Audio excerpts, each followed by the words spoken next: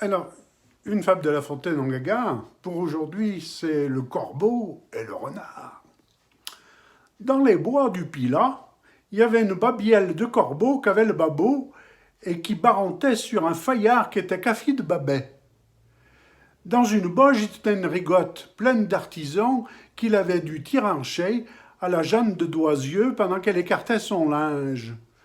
La rigotte, elle était toute ébouillée, qu'on aurait dit qu'elle venait de la Guindouze. À travers une coursière, un renard faisait son viron en débaroulant du crassier de Méhon, au pas de la Manu, en tâchant moyen de remplir son gardeau. Ça changera des racines, se dit cette jargille. Alors ils attaquent une pierrier. Alors, mon belet, s'abroge, tu me fais tirer peine. Fouilloya, j'arrête pas de gueniller. Ma matrus est un vrai garagna.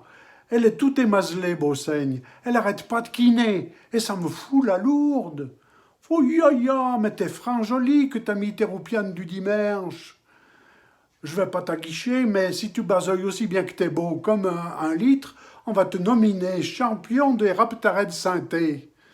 Quand il attend ça, le mâchuré à plumes, il se sent plus. Il devient tout baillard et il a les quinquets tout gonflés. Bref, il prend la grosse tête. Alors il prend un grand bol d'air, il ouvre tout grand son caquet pour beurler quelqu'unnerie.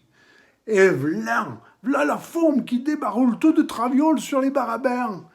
Milazeux, le rouquin à Cacasson, qui voulait pas rentrer à point d'heure, il saute sur la tome et il s'en met une pleine ventrée.